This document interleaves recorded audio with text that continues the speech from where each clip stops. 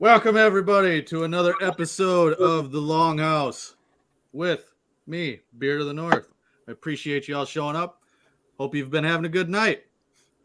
These are my guests for the night. It's going to be a different type of stream. It is more of a podcast interview style, and anybody that's in the beard world more than likely don't know who these people are.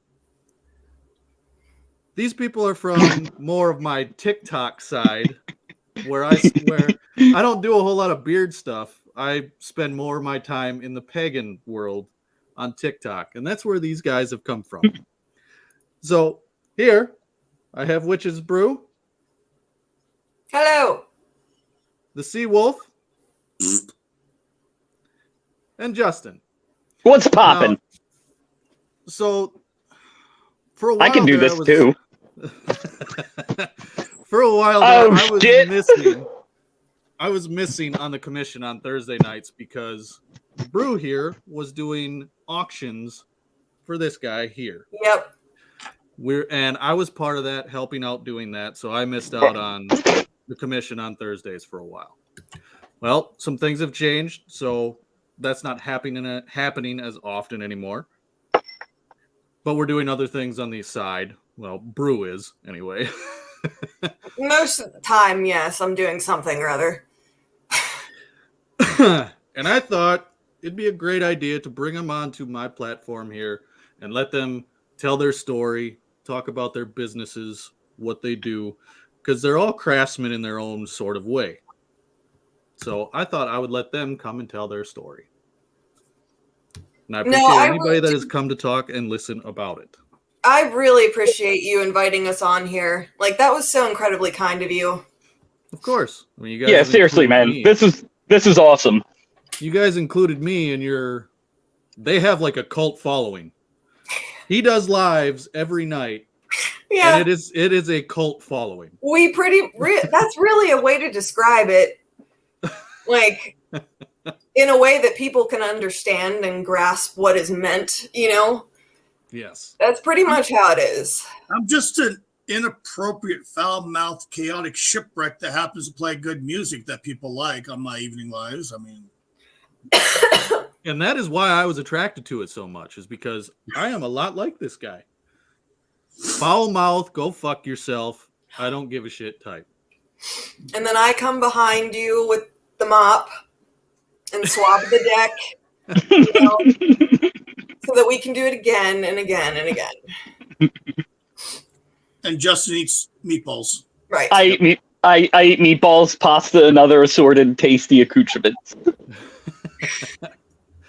So we'll start out by saying hi to some of the people that have been in here, or are in here, I should say. Some of them are going to be from my beard world, you could say, and I see that some are from the TikTok area, from you guys posting your stuff about it. Oh, Noonie's in here.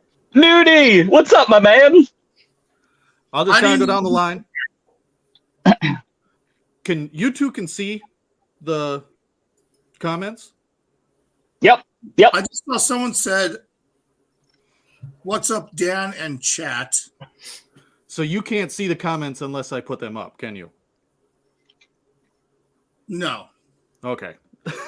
So Well, I will. There's a button to push for chat, but I'm afraid if I push it, my shit's going to go off again, and not about that.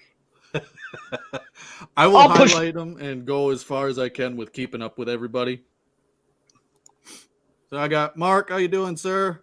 What's up, Mark? Wiley. I am seeing the chat now. Hey, guys, by Beard Wiley. Yep. I'm going to start putting it up so we can see him. Vato, go fuck yourself.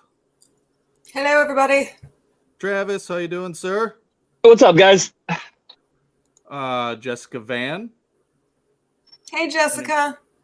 One of You you know what's funny guys. about the whole beard thing? I'm going to say this real quick here, because I already did it. Oh, fuck me. I chopped off like 9 inches of beard, right? Yeah. That went down here. Now, Just talk. Wait, you're over here. I didn't get rid of my beard. I changed it because technically mutton chops is in the beard family. Now, I had a few female friends go, "Oh, you cut off the Davy Jones flowing beard." But most are all right. I have never had so many guys, get so butthurt, go, dude, what happened to your manly face? You cut your beard off, you lost your manhood, and I'm like, get the fuck over it with your brosive fucking guy. Here we go. Yeah. And we're off. One guy was like, oh, so I guess you're not a pagan anymore because you cut your beard. I'm all, Get the fuck out of here. Someone said that. I'm like, yeah, guy, that's how it fucking works. Oh yeah, I'd tell him to go fuck himself too. I'm guessing these people aren't aware that the only time frame in history where that term was valid, some of these people were clean shaven. The first time I saw the chops, I was like, "Oh fuck yeah, that is awesome!" That's Dude, what I'm saying. I like it, dude. It's Lemmy vibes. We were Exactly. just talking about that. It's Lemmy vibes. Especially if I wear the hat. Yes, Mhm. the hat too. The hat just gives it that little extra oomph. Wear it. Wear it the rest of the stream. Yes. That just looks fucking amazing. Yes. That is so funny. Beard and I were just talking about that the other day, Seawolf, when we were talking on the phone, and I was telling him about how everyone says you got rid of your beard, and it's still a beard. Like, we were just talking about that the other day. I said it was just a change in style. Just Yeah. a change in style. But I think it's awesome. So anybody went else with, that has like, different I went with opinions. being the captain of a fucking schooner from like 1875. That's what I went with. Exactly. It I mean, suits you. It does. It suits you very well. Mm-hmm. To each your own, you know. I'm sorry I broke the hearts of so many bearded men, but I think that they will have to move on because there are other bearded men out there that they can lush and lavish over. That is so fucking weird. Like this right here. Exactly. Y'all can go It's- over there It's and it's be your little peeps. it's so interesting how people get very hung up on facial hair. Like my sister calls me a cursing wizard. Okay. Now, for someone that participates in the beard world over on Instagram and stuff and on YouTube, you would be surprised the amount of 12-year-old child bullshit that happens. Oh my. Oh yeah, yeah, yeah. I'm honestly not surprised. I mean, it's in every niche or whatever you would want to say. Some worse than others, but it is pathetic. It is. I've been dealing with that a lot lately. It's like, dude, get a hobby. Go outside, breathe the fresh air. Like, Do something other than live on the internet. seriously. Yeah, if anyone needs to know, there's these awesome fucking things out there. They're called trees. Yeah. You should go look at some. They're pretty neat. They've been around for a couple minutes. How you doing, Garrett? And you can fuck yourself too. Jason, how you doing, sir? Oh, well, that's too bad. Guess you'll have to watch the replay. Curtis. Steven, how you doing, sir? Jessica's at work, bored as hell. Oh, yeah, that's okay, Jessica. Do your thing. She's actually at work with us on her phone. I think that's fucking cool. That's awesome. Let's go. Sarah Gilbert, thanks for coming in. Some of them I'm not going to know. Sarah Gilbert is a longtime friend of mine up in Canada. Oh, hey, Sarah. I've known What's up, Sarah? She's a good close friend of mine. She's up in Ontario. How you doing, Ken? I've noticed this name in your lives before. Hey, There he is. There's Noonie. What's up, man? How are you? Noonie. How I you call him doing? Never Notice, but yeah, Noonie. Katrin. I mean, yeah, the cult of Seawolf is very true. Oh, I think that's peaceful. I That's think. peaceful. Yeah, that's Yeah. peaceful. I said, hey, what's up, Peaceful? Katrin Thor's daughter for Unity. Okay. How you doing, Chris? Thanks for coming in, man. New Legs Lieutenant Dan, I think is what that's supposed to be. That's a great name. How you doing, sir? You win, whoever. You win, dude. How you doing, Nicholas? Okay. What's up, Nicholas? peaceful unity. Body Anchor. Thanks for stopping Hey, in, Body Anchor. What's up, Body Anchor? Yep, there's definitely some people coming in that we know. man. Yep. Mhm. Ellie, how you doing? Thanks for stopping in. Yes, exactly. They don't realize how they don't. Exactly. The Lemmy vibes. That's where it goes. Yep, Lemmy. I did that Moose? a lot. How you doing, Moose? Oh, hey, Moose. Hey, What's up, Moose? Corey, how you doing, sir? Hopefully you won some games today. I didn't play. And I think I haven't seen the series, but someone said I look like a character out of the show called Taboo. I Oh, love Taboo. Taboo is so, dude, it's so good. you kind of do now that I think about it. I've never seen, so I don't know. It's fantastic. It's like 19th century England with Tom Hardy with crazy voodoo supernatural kind of stuff. It's fantastic. Okay, it might be worth a look into then. Mm. How you doing, Daniel? Good to see you, sir. Matt, it was a good show you did earlier today. Thank you for stopping in. Hey, Matt. Ivan Rivera. Oh, Faceless. Oh, Okay. yeah, that's Faceless. What's up, Okay. Faceless? Thanks for stopping in. I need to get caught up here. Okay. Guys, make sure you all subscribe to his Yeah. channel. Okay. Faceless. Yep. Okay. I think I'm down to the Aldemir. How you doing, sir? Ooh, I like told, that. You never told me what you were going to do to me earlier in that stream. You told me last warning. All right. So now that we're caught up, Philip, how you doing, sir? Let's start with some background on you guys, and we'll just kind of go around the clock here. So I'm first. Yes, we'll start with you, Brew. What would you like to know? I have lots.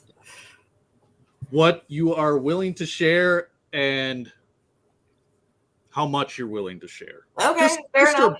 A backstory on yourself and what you do. Okay, backstory on me.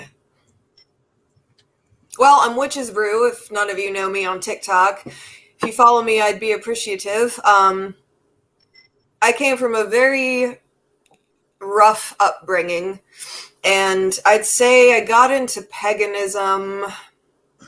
I was about 17 or 18 when I first got into paganism, and that's when I started really getting involved with the pagan community on social media and things like that. But I do have an Etsy shop on my TikTok, Wood of Weird, which Justin made the banner for. Honestly, I just kind of survive day by day, and if I can make someone else's day just a smidgen of a bit better, it gives me serotonin. So you'll see a lot of like goofy stuff on my TikTok and Instagram. But I mean, I'm pretty laid back, honestly. Most of the stuff I deal with as far as like my bad health and things like that, I tend to keep private just because it's so incredibly extensive. But I'd say that's probably my biggest limitation in my life right now, is trying to live with the conditions I have and learning how to relive in a bunch of different other ways.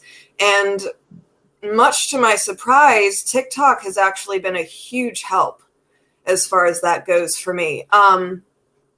I expected so much more negativity than I received when I joined TikTok, and I never dreamed that I would meet so many amazing people on that app. And that's really helped me get through the struggles that I do have. So that's pretty much why I stuck around. Well, I want to add something just because she's not going to blow the smoke, so I'll blow the smoke for her. But he has like some huge TikTok content creators that follow her. So that says a lot about her material that she puts out, which is top notch. So if you don't follow her on TikTok, I highly recommend it. Thank you. And also, I was going to say, Everyone go check out her Etsy shop, Wood of Words. She makes amazing things. Spell jars, this cup. I just flew water on myself because I'm a fucking shit show. Justin could literally just give us a tour of his room and you'd see my shit everywhere. Stuff like this amazing owl wood burn. Aw, you guys. I have custom sea chests that she made. I have several spell jars, and I have 5 wall decor pieces back there from her. You guys are so kind. Thank you so much. I'm so glad you guys enjoy it. Like, because I mean, I've been an artist since I was like 5, you know, and I've never sold my work. I've never done commissions or anything like that until I got on TikTok. So that's really helped me as far as my artistic growth as well. I've got. Oh yeah, the coasters. She does a lot. She's really, really, really good at wood burning. Thank you. That is the main thing that I've seen her art be, is wood burning. Mm-hmm. And yeah, I have the box that she made me. I have a hanger that I have up here just above my desk. So yeah, she does really good.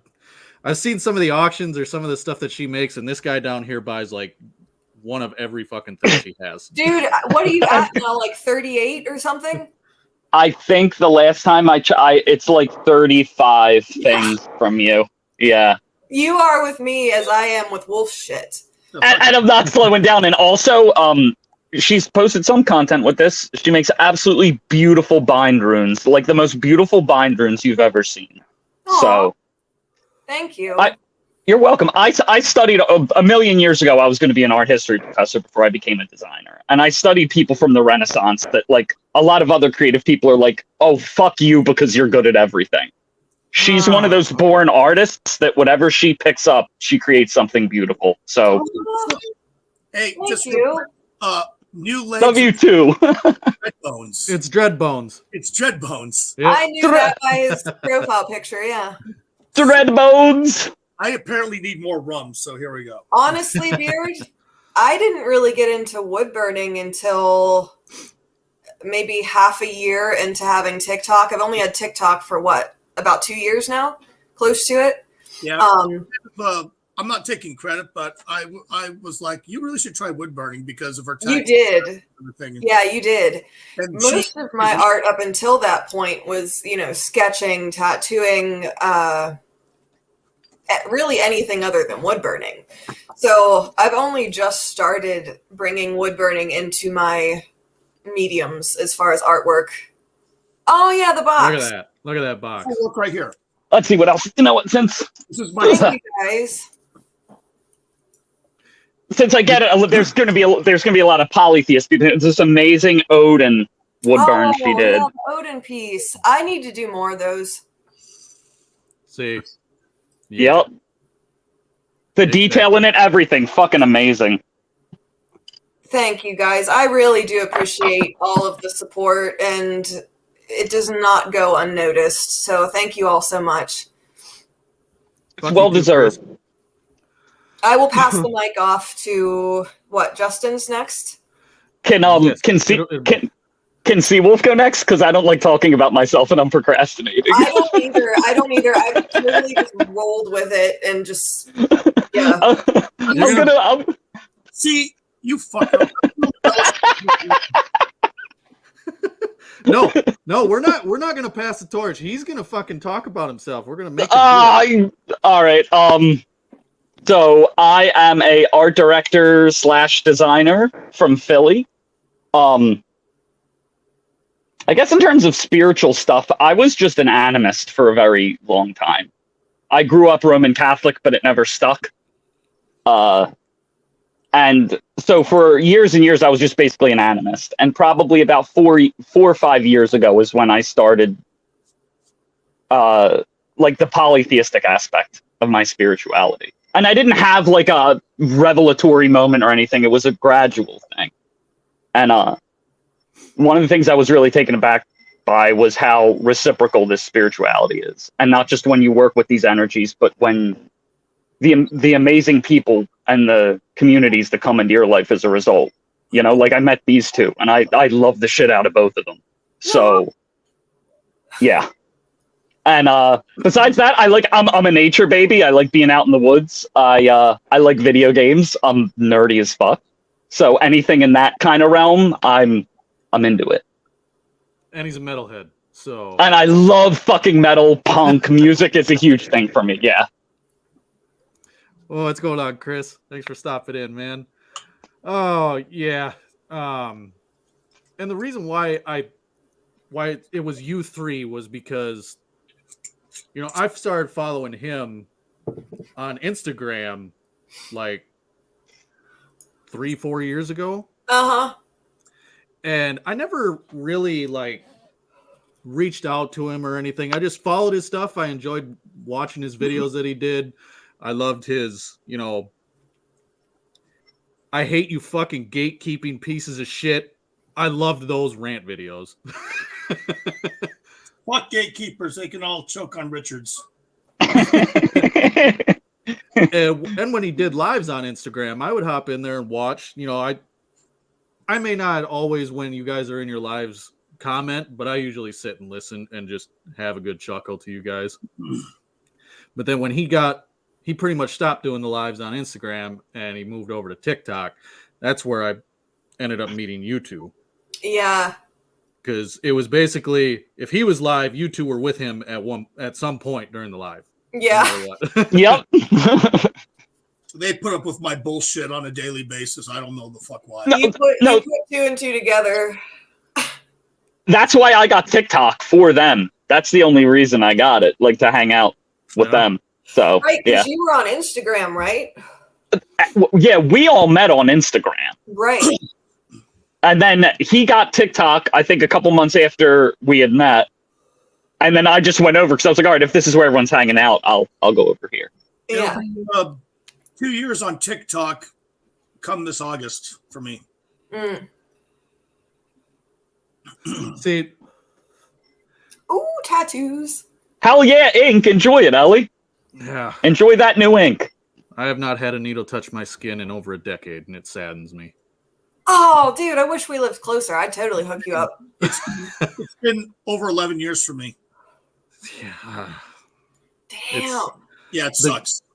My tattoo artist that did all of mine, he moved away, and I haven't found anybody that I trust that's, because the closest one to me is an hour. Yeah. So I got to make a whole day out of it. The closest one to me is an hour away, and they're absolute garbage. Yeah. Mm. Exactly. I could draw better with my left hand. Oh. I am kind of ambidextrous, so I've got a little edge there, but still. Yeah, it's tough to find a good tattoo connection. Like, you could go into any random shop and sure, they'll give you the tattoo you're looking for probably, but there's a lot of politics with tattooing that most people don't know. I'm extremely picky. It can be very shady sometimes. So finding a reliable tattoo artist that you can know is in it for the art can be very difficult. Yeah. The first tattoo I ever got was with a jailhouse gun, and it was in my apartment with a single needle. And it was the beginning of this. It went from right here up to here, and he took 4 hours to fill in this part right here. With one single needle, and I was 18 and stupid, you know. Dude, that's awesome, though. That's what I'm talking about. I need to grab another refill. I'll be right back. Go for it. Aw, thank you, Jessica. Jessica, you speak facts. Aw, you guys. I have plans for ink. I made a deal with myself for the big pieces I wanted, which was wait 10 years. And if you still want it in 10 years, put it on yourself. I think that's smart. That's what people should do, is wait and think on it. Yeah, thank you. So I'm gonna do a nature sleeve for one that's black and gray. And then the other arm is gonna be old school video game sprites, very colorful and poppy. So I know a guy that's got it's not video games, but it's Marvel. He's got like Iron Man and Thor and all them, and it's on his leg. It's basically a big, I don't know what the collage, I guess you could say. sure, yeah. So And is it done in that traditional like Jack Kirby comic book style? Like what's the look of it? it's more modern. It's not Okay. technically. Okay, it's still I rad. can picture the colors though. I bet Yeah. that's cool. I'd say about 95% of my tattoos are all nautical maritime. Big surprise, right? Yeah, shocking, Yeah, mind blowing. I know. It colored me surprised. That's how this chat makes me smile. Well, No. we're glad it does, Jessica. Oh wow. Well, I mean, I guess what works, right? I've had one dude I've gone to. So you've gone to the same person for 14 years? That's fucking awesome. That's really cool. That's when you have a good connection with the Don't make tattoo fun. artist. Don't make fun of my cat. Is that a cat? I see. Fuji? I lost see a- you. I can't see him. What is that? I see a cartoon loaf. I see yeah, it's a loaf. Yeah, I'm my internet. The hamster on the wheel's getting tired, so I gotta give him a minute to catch his breath. Like a little cat with a. Is that a cat? Yeah, it's a cat. Damn it, I want to see the cat. You can't see You can't see him? No, it went black on my end for him. It looks like an 8-bit Garfield from fucking the Atari video games and shit. Oh, Okay, here's what I'm doing. I'm screen capping this for you so you can see the cat later. thank you. Yeah, I want to see the cat. Oh, internet. There we go. I got the screen cap. Is he chunky? If you could unlock, He's a chunk. He's a loaf. yeah, if you could He's- unlock Garfield in the game Q*bert from Atari, that's what it would look like. He's voluptuous, I would say. He's Yeah. a voluptuous cat. He's bulbous. I tried to give a compliment, and Wolf's like he's got some kind of disorder. Well, That's our relationship in a nutshell. I'm like, he's voluptuous. You're like, he's fat as fuck. I'm not very politically correct, but that gives me vibes of that show with Corky from the.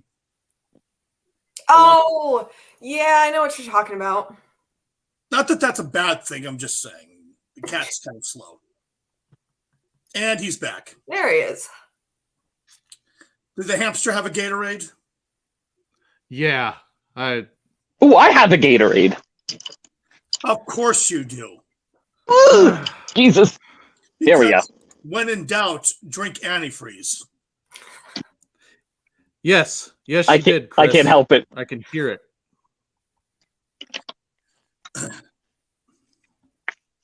Well, see, Wolf, you didn't tell about yourself yet. Oh, I thought we were moving on. No. No. Spill the beans. I wore all my shit just for this moment in time. All my stuff. That's what I think about that. All right. Are- I don't. I'm Which gonna. one are you wearing? Oh. I'm just. Listen, I can be a winded fuck, but I'm not one to like toot my horn about my shit. So I'll give you the Cliff Notes fucking version. How about that? Sounds By good. all means, share whatever you want to of your story. Right. You can I talk grew about up anything in you a want. highly dysfunctional environment, and I disowned all the fucking cunts a very, very long time ago. I had my spiritual awakening happened when I was 8 years old, surfing the waves of Lady Pacific in Southern California on a vacation when I was 8 years old. And that set the course for the rest of my life as far as, my spiritual outlook and exploration and evolution, all that shit, right? And I'm still evolving. I couldn't wait to get the fuck out of high school. I had absolutely zero direction because the people I grew up with made it very much of a point that once I fucking graduated, they were getting kicked me the fuck out. Unlike my siblings who all were getting handed stuff for college and shit. And I basically had no direction until I was approached by the United States Coast Guard when I was still a junior in high school at 16 years old. And at that time, there was about 36,000 members in the United States Coast Guard, smaller than the entire employment of the New York Police Department. Yeah. Very strict. That's fucking wild. VAB, background checks, basically a processing. It took a year to be accepted. Couldn't even have a speeding ticket. Long story short, they wanted me to join early. I said thanks, but no thanks, because I don't want the people I grew up with to have to sign a waiver. I'd rather do it on my own. So I got accepted into the delayed entry program. So after I graduated when I was 17, as soon as I turned 18 that year, I was off to boot camp at Cape May, New Jersey, where I started and expanded on the most amazing fucking career I could have ever had in the United States Coast Guard, where I had a lot of first of its kinds as far as a plank owner, commissioning, decommissioning, overseas assignments, yada, yada, yada, yada, OEF, 5 tours, blah, blah, blah, blah, blah. Sea Marshals, MSST Bravo, a myriad of other fucking units. And then finally took an early retirement after sustaining so many injuries that I ended up having to do 2 years of cognitive and physical rehab and all that shit. And about 7 years ago, out of boredom, really, I started just dabbling with stuff. I've always been a tinkerer, but I decided to dabble in stuff that kind of incorporated my spiritual beliefs and knowledge and education. And I started sharing that stuff on Facebook. Friends were like mind blown over it. I started doing bartering and trading with people, even giving them as gifts. And then people were like, no, you need to turn this into a business. So 6 years ago, the Ulfsvaettrcraftsman was born. And now we're here. And he makes the most amazing shit you will ever see in your life. Jewelry, apparel, rune sets, wall decor. I have one of everything or several of everything. Rune sets. Oh my gosh. He makes so much stuff. Handbags. Go check I have something awesome. Yep. This is shows. One of my favorite things I have from him, this shark tooth raven. Witchy shit, pendulums and whatnot. Beautiful stuff. So if you don't follow him on TikTok, Fuck yes. he's also on Instagram and Facebook. Check out his website and Etsy. I'm also a brand ambassador for Seawolf. So if you go to my bio, you'll get a discount code for 10% off his website. I am going to be doing a May Day sale. Yes, you have that sale coming up too.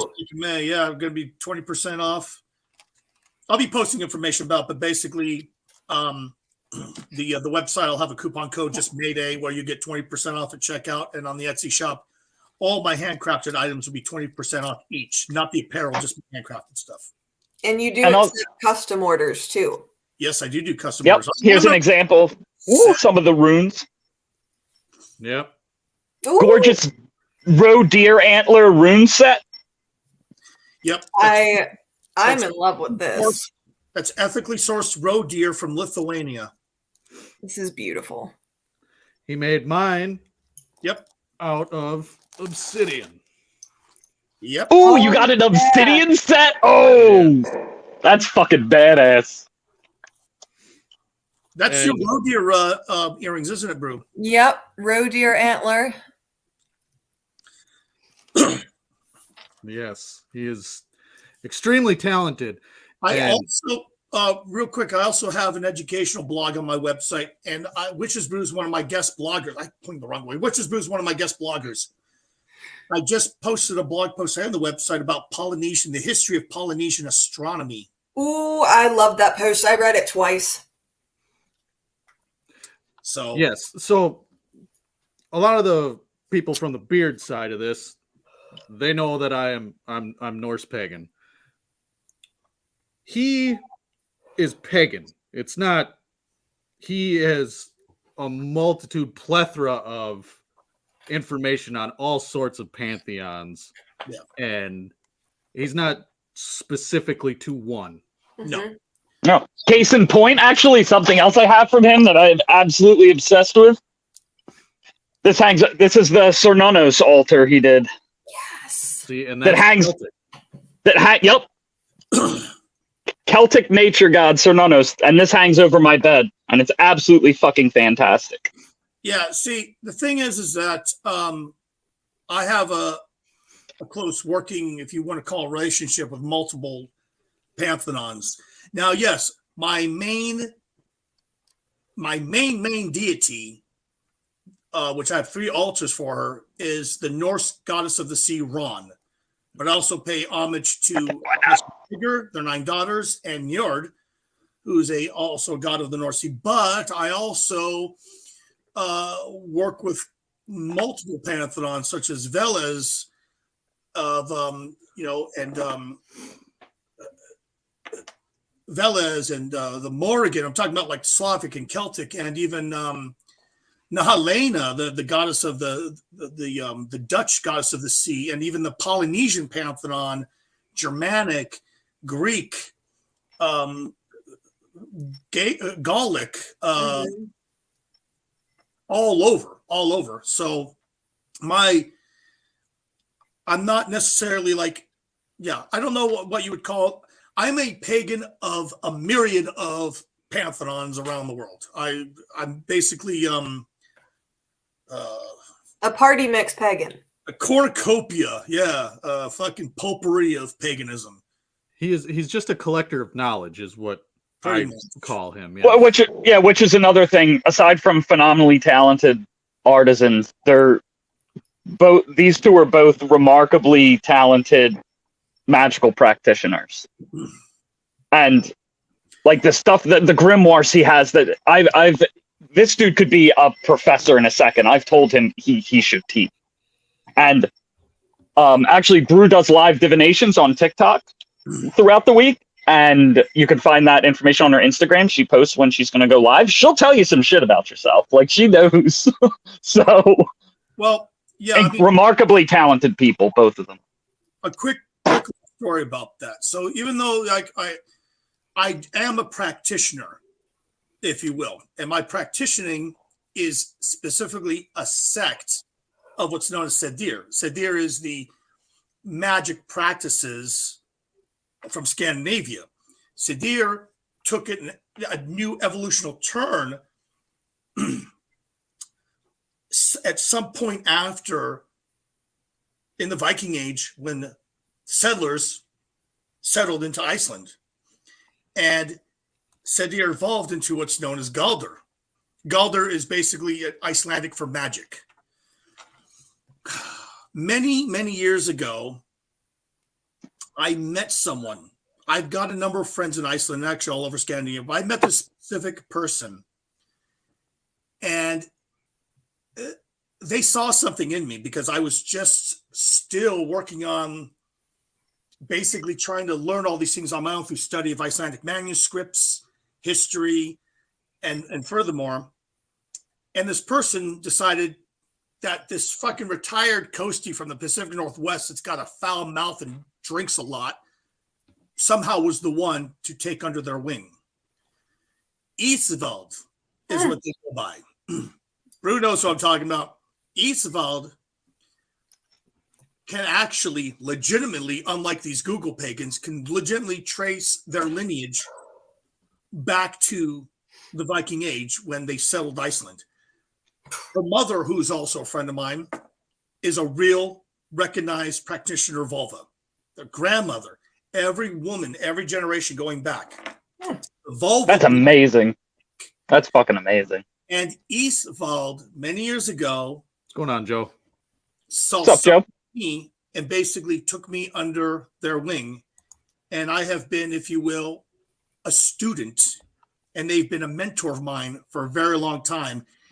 And they have shared sacred knowledge with me that I've never shared online, and I won't. Because it's stuff that literally has been passed down by word of mouth for many fucking generations. And that has really accelerated my practice over the last 7, 8, 9 years since knowing them.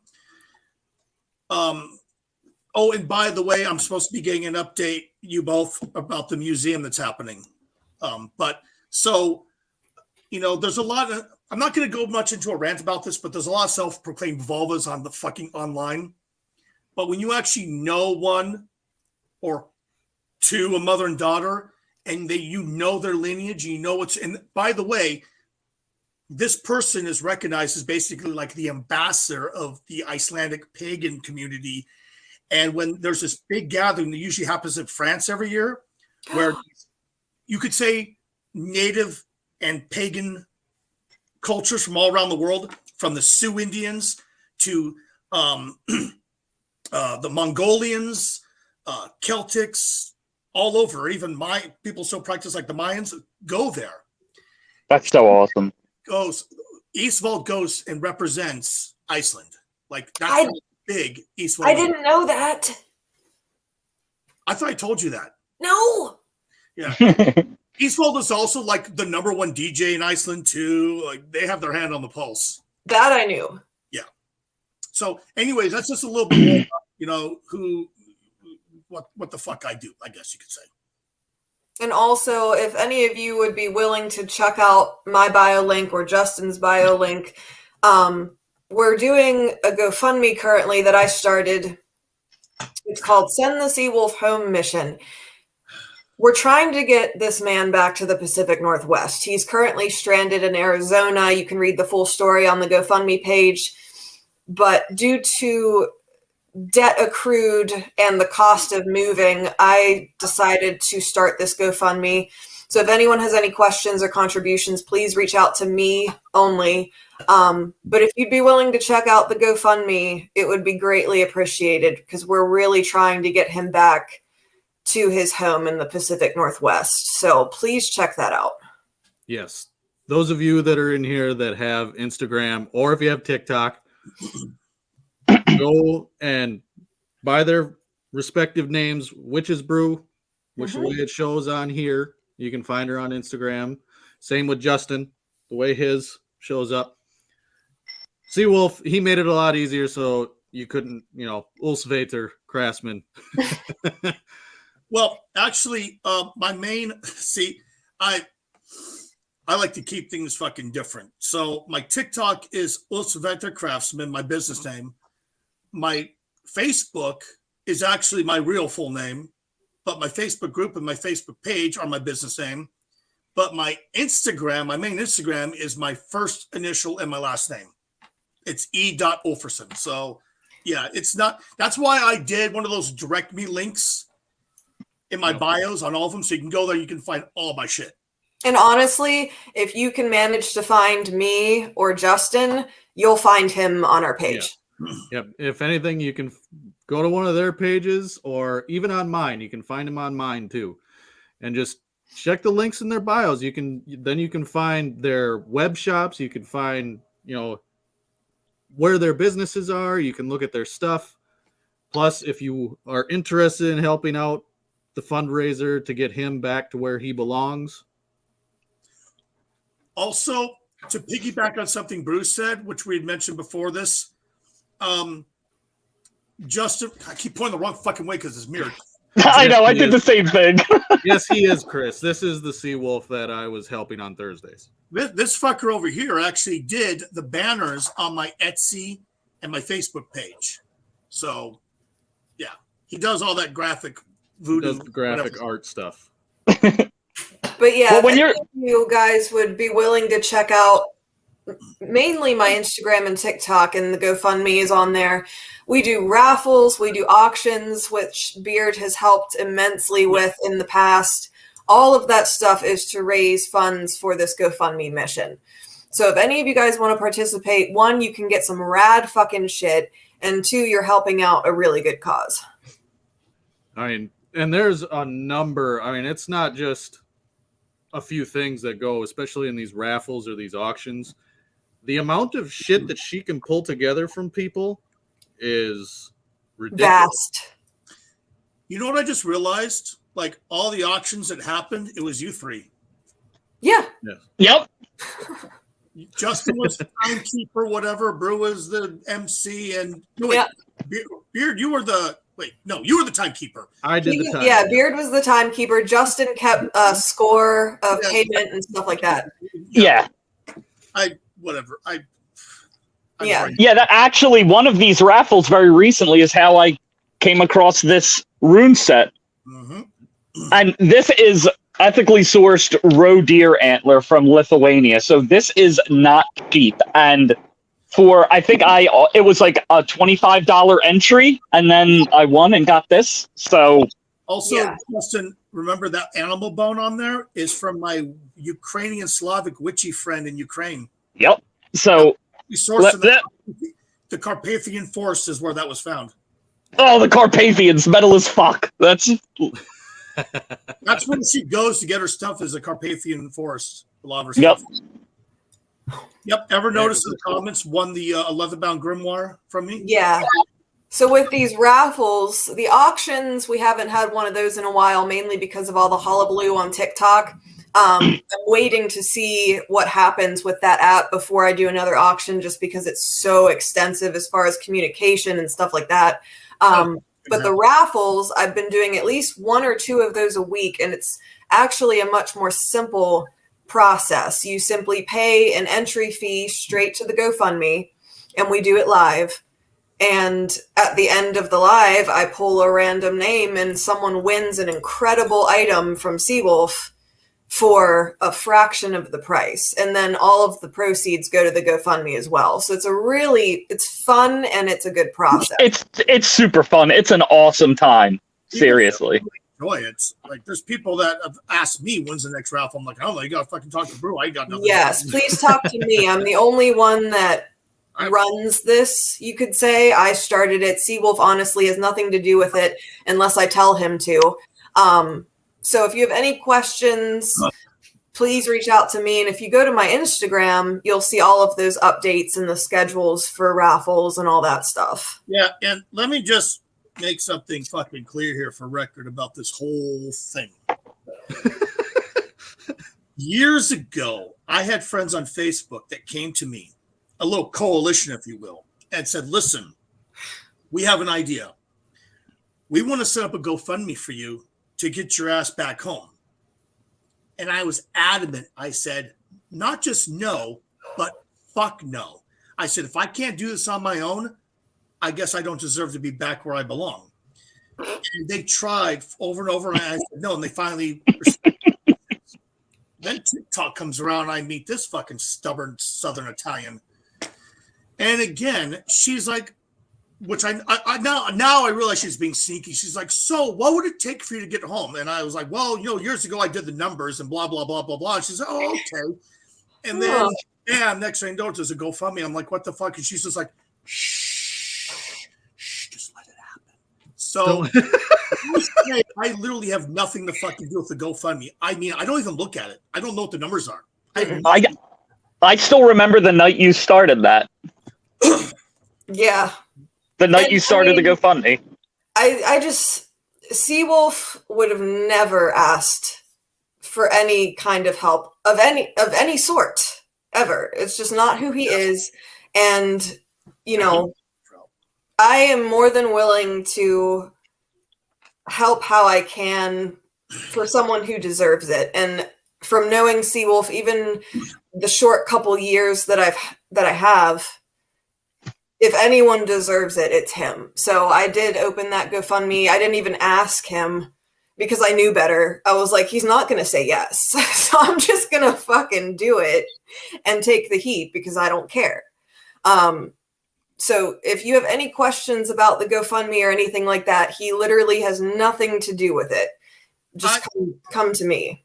She got a little bit of shit from me at first, I admit.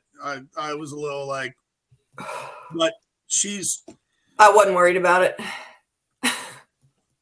I've met fucking lifetime fucking old salty master chiefs that were fucking less stubborn than her. It's true. You want to be back in Oregon, don't you? So my home state is Oregon, but I also spent many years living in Washington and even up in British Columbia. So the entire Pacific Northwest is my home. Of all the places I've been to around the world that I've lived, I've always ended up going back to the Pacific Northwest because that's on the coast even. I consider my hometown Astoria, Oregon, home of the Goonies. But I would have no qualms with living on the Washington coast or even up in British Columbia. But yeah, so basically the coastal region of the Pacific Northwest, which consists of Oregon, Washington, and British Columbia. He wants to be by the ocean, period. Yeah. And you can read a little bit about the backstory to all of this GoFundMe stuff on the GoFundMe itself. You can read about that on there too. Yeah, it's I don't want to get into on this because I'll get all fucked off, but Arizona was never part of the plan. And no, just so that people don't ask, no, I'm not on parole. I've never been to prison. I'm not here sequestered for any legal fucking reasons because I get those fucking questions. Of course. I made a selfless choice about 11 years ago, and it completely backfired, and it ruined everything I had built since being out of the Coast Guard, and it landed me being stuck here. And after 8, and I don't want this to be a whole about me woo-woo bullshit, because I hate that fucking crap. I've made 8 hard fucking attempts where I was on the verge, like this close, and every time, for whatever reason, because the gods are sick fucks, that one-eyed prick, and so forth, it's always bamboozled for whatever fuck reason. Fuck you, Odin. Anyways, so yeah. He didn't mean it. No, I did. I know. I got enough beef with Odin right now. He said that. I didn't fucking. No, I did. I call him the one-eyed prick all the time. Knock on wood, everyone. Wasn't I, all father? Hashtag fuck Odin. Oh, you have a question there. Were you stationed on Kodiak in Alaska when you were in the Coast Guard? That's where my mom. No, but I had a number of friends stationed in Kodiak Island, and I served with a lot of people from Alaska. But no, I was never stationed in Kodiak. Yeah. He has had more incredible experiences in his career in the Coast Guard. I mean, you could do several podcasts just with him telling stories about the shit he has helped with and experienced and been through. It's incredible what this man has done. Normally his TikTok lives on basically every night go for like 4, maybe 5 hours sometimes. Yeah. Yeah. And sometimes 6. Sometimes 12 if I fucking leave the live and I hit the rack drunk. I mean, let's be real. I'm a shit show. And the level of stories that come out.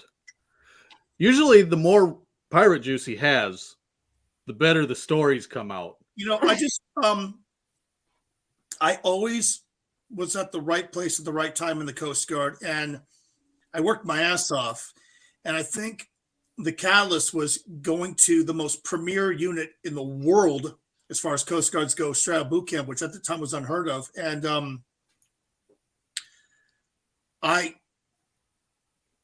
I mean, at 23 years old, I was a team leader of a first of its kind unit that was 36 personnel, including myself. I mean, it's just the things I did. I look back now, I'm just like, wow.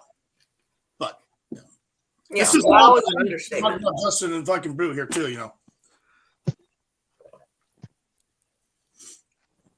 But you're the old dog that has all the really great stories.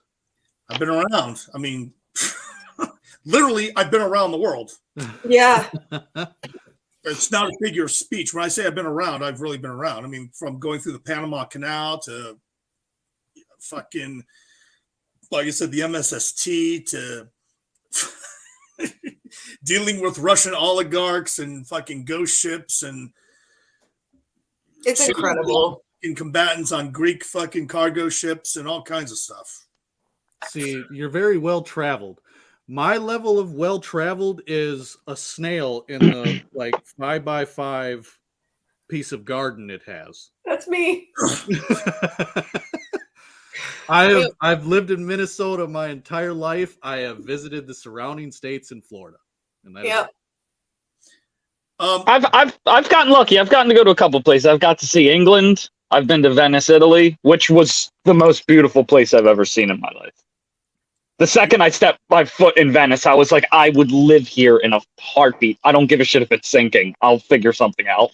Justin, you need to go to the Greek Isles. Now that's some fucking wild teal blue fucking water, Oh, emerald green and white Santorini marble buildings and shit. It's I would lose my mind in Greece between the food, the architecture, the culture, the history. Like, I always enjoyed when I was standing up the Sea Marshal unit overseas. One of our prime things was actually boarding and basically, if you will, commandeering foreign vessels in special interest waters, where we would sweep to make sure that there weren't any terrorist groups or unknowns or whatever. And every time we did the Greek ships, and we'd be on the ship for like sometimes 6-8 hours. Damn. And we'd get to eat like traditional Greek. They try to feed us, of course, ouzo, which we're on duty. We can't, but Greek food's probably, it's in my top 3 of foods. I love Greek food.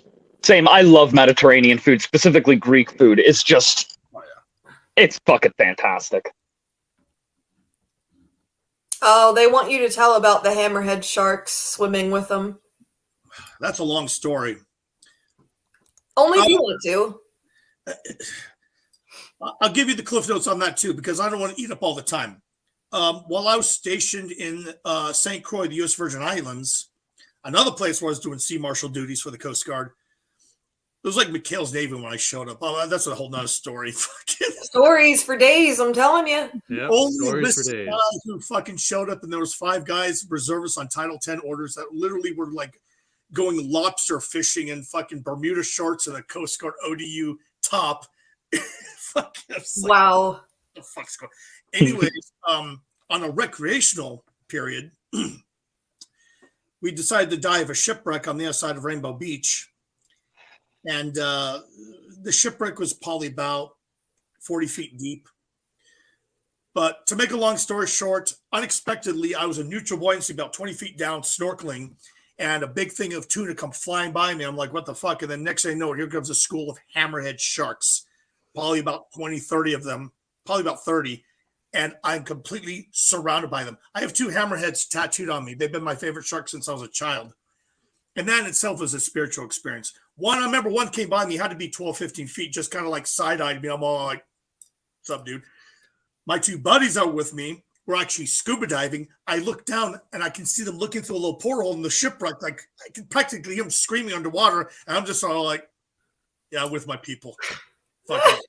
And yeah, it was an amazing experience. I'm just shocked. Fucking rad. Like, can you imagine if you got hit with one of those tuna?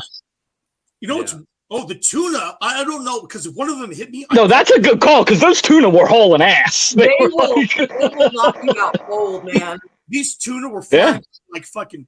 See, hammerheads are a very patient hunter. And eventually the tuna, what happens is they get tired. So it's almost like Michael Myers or Jason in the horror movies, where they just walk and they let the victim run. Eventually the victim gets tired and they're like, that's hammerhead sharks. So these tuna come by me like bubbles, and I don't know how I didn't get fucking hit, because if one had hit me, I probably would have been done. And then next thing, here comes a hammerhead. They're just like, what's up, dude? Oh my gosh. I can see this in my head. It's fucking mind-blowing. And I can see the tuna flying by, which probably what happened realistically is probably a couple of nautical miles down. The tuna got tired and the hammerhead got caught up in feeding frenzy. Damn. Now I have an irrational fear of sharks, and I've only been near the ocean one time in my life. I would have probably shit my pants and passed out and drowned. Yeah.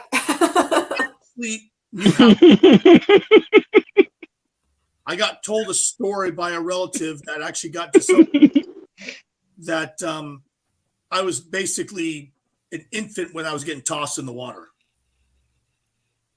Well, yeah. The joke amongst some of my friends was I was born with gills. And there are people out there that are that way, that just they'd rather be living in the sea. Yeah. I'm at my best. I'm more comfortable when I'm near the ocean or on the ocean than being landlocked. It is it's a wild experience. I remember when I was in the Caribbean being on a boat and there's no like I couldn't see any really land around except for kind of vague distance. And there was dolphins swimming and shit. It's so different just being on the water like that. I understand why you love it. I've only had that experience once in my life, but it was a spiritual experience. There's places in the Caribbean where you can be on the water and it's so clear that you can look down and you can see about 60 to 80 feet down. That's what blew my mind about the Caribbean. Like, because I'm from the East Coast. I look in the water, there's like a fucking body in it. Like, the water is like sludge. And you go to the Caribbean, and it's literally crystal blue fucking water. It's nuts. I like the Atlantic Ocean, but I've always described the Atlantic Ocean as a very angry, sloppy fucker from the Jersey Shore. Because it's just so rough and unpredictable, and you don't know whether it's going to ask you for a cigarette or shit on your front porch. That's a good explanation of the East Coast for anyone who's never been. The Pacific, however, is you know what the Pacific Ocean's like. The Pacific Ocean is like, you know the type, and I'm not, just bear with me here for a moment. There's these kinds of women who they put off. That's awesome, Ken. Aura. They put off this aura where you're just enchanted by them, and you're enthralled and you're enamored. You obsess over them. But if you cross them, if you underestimate them, if you turn your back to them, they're gonna put your fucking cat in a blender, make it into a souffle, and feed it to you. And you're not gonna know that you're eating your fucking cat until it's too fucking late. Oh my god. God damn. That's why I love the Pacific Ocean so much. It's that crazy fun. It's like you're having relations with a woman and you're not sure whether she's going to put a knife to your throat. Or Holy shit. I don't know. I'm kind of sick like that. No shit. That's the fun type, though. Bruce sitting there going, oh, fuck, here we go again. Oh, I knew what I was in for. Trust me. I'm never surprised. It's never a shock. I can describe each ocean in that way. You should. Like the Indian Ocean and the Arctic Ocean. I mean, we're all ears. they all have characteristics. And the Great Lakes, too. Oh, fuck. The Great Lakes is just a fucking gaggle of Jerry Springer fucking contestants.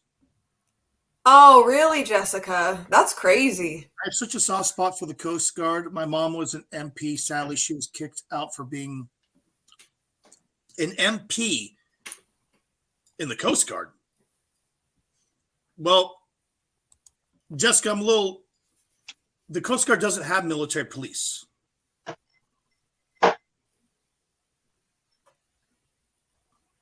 I mean, it's unfortunate if they got kicked out for that because, I mean, even when I joined the Coast Guard, that was still a very sensitive subject. That was a don't ask, don't tell when I joined. Yeah. But I'm not sure about the MP thing. Maybe you're mistaking it for a different rate because military police, that's pretty much Army, Air Force. And then with the Marines, you have shore patrolmen, which is the equivalent of MP, which is Navy and Marines. I know there's a couple vets in here. Coast Guard. Ken, I'm he's not a vet. trying to blow smoke, but I know what the fuck I'm talking about. No, Right, you're yeah. fine. So, yeah. Yeah, Chris Fainsack that was in here. He was in the Army. Oh, yeah? Yeah. I don't know if he's still in here, but I did training and operations with all the other branches and branches around the world. Russian Navy, the Royal Navy, Canadian Navy, Greek, Venezuelan, Canadian Coast Guard, the Royal National Lifeboat Institute in the UK, Ecuador, Mexico, Italy, Germany, France, Spain. Damn. Oh, Azerbaijan. I'm missing a few. yeah. See, Oh, he's still here. Yep, he's still in here. He's just chilling. Listening. You said you did something with the Air Force too, right? Yeah, I did operations with the Air Force, the Navy, Army, Marines, Navy. Yeah, all 5 branches I did stuff with. Training and operations. That's awesome. So, I mean, I've been on bases for all of the other branches. Be it training or co-ops that we were doing. Yeah, I didn't until I met you, I didn't realize how much they intermingled, you know. Even before 9/11, I remember I was barely a 3rd-class petty officer, and I was in Fort Monmouth, New Jersey, an Army base there, doing oil pollution marine response. Oh, okay, that makes sense. When everything launched, and I was starting that new unit. I mean, I was going to all these kinds of fucking bases for stuff. International is fun to get jumped in 25 languages. That's great. You know what's funny about that is that there's so many words that have been incorporated in my consciously my language, like plebs, pillock, words like that, because of working with like the Royal National Lifeboat Institute, the Royal Navy, the Australian Navy. That's another one that I did stuff with. I have a lot of sayings that come from different countries that literally just come out. Like, it's not something I say, okay, I'm going to say this. It's coded in my head now. Yeah. Calling someone a stupid git, you know, shit like that. It's probably no different than like if you live in a foreign area for a while, you pick up their slang, you pick up their that's how it was. Yeah. Yeah. Being in different foreign countries for 6 months to a year, sometimes pick up their accents even sometimes. Well, you know what's funny about the accent thing? I have had people, even when I would go back to Oregon, that say, where the fuck are you from? I'm saying, well, I'm an Oregonian. I'm from Oregon. I'm like, you don't sound like one of us. I'm like, what the fuck are you talking about? And I don't know what it is. Maybe it's because I've lived in so many different countries, I've been in so many different states, even in the South, East Coast, Great Lakes, fucking Northeast, all that shit, that how I talk over many, many, many fucking years has kind of evolved with sayings and how I pronounce words and shit like that. Yeah. I get made fun of being Canadian, apparently. Apparently, we sound like Canadians here in Minnesota. Honestly, in the area that you live in, which I've got other friends, you do. Especially like Central Canada.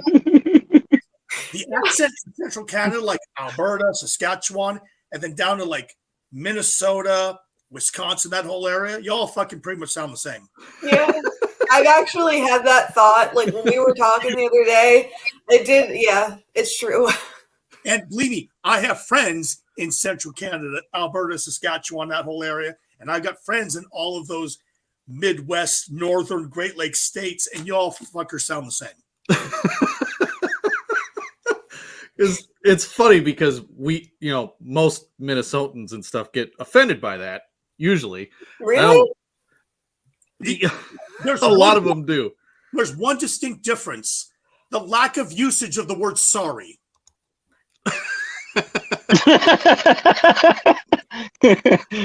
That's the one difference. Minnesotans and Missouri, you betcha. You don't do the sorry, but the Albertans and the Saskatchewans and all that, yeah, sorry. I was gonna say, dude, I don't have that fucking issue. I've had people from different states say, "You're from Philadelphia, aren't you?" It's like it's a stain. Here's the thing about there's Pennsylvanians and then there's Phillies, and because I dated a gal from Philly, that's how I always call it Philly. And one thing I've noticed is that I think Philly needs to have like a passport because people from are completely different from the rest of Pennsylvania. The way they talk, the way they act, like Philadelphia needs to be like Vatican, like Italy. Like if Pennsylvania is Italy, Philadelphia is the fucking Vatican because it's just so fucking operates so differently from the rest of the goddamn state. It's like Escape from New York. It's like we're we're like just drop them in and let them fend for themselves. But the difference is that you can rely on getting a good cheesesteak. Yes, and good pizza. I like Philly pizza. About that assessment. What was that? Brew just tuned us out. She's like, I don't know these fuckers. About What else is new here? Philadelphia being like its own entity outside of Pennsylvania. I really like the Vatican City analogy. That's actually very apt. I'm telling you, it is. I feel like I've been to Philadelphia a number of times. I feel like every time I go to Philadelphia, I need to whip out my passport and get it stamped. Yeah, I've never been to Philly, so I don't know. Like, You've never been to Philly? no, I don't think so. Yeah, it's an experience. It is. I mean, I thought Pittsburgh was something else, which, by the way, unpopular opinion, I couldn't stand Pittsburgh. I've been there a couple times. I know that's where you're originally. Yeah, bro, I know, whatever. But Philadelphia is like, that's some Doctor Who shit right there. I don't know.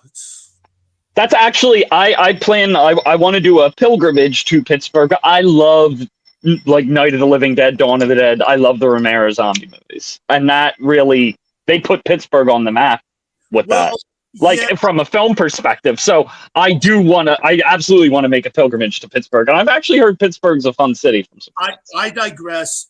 Yes, the whole Evil Dead connection with Pittsburgh is awesome. But, well, maybe I had a bad experience because I was in literally like the bad part of downtown Pittsburgh in travel. Mm-hmm. And I saw some really grimy fucking shit.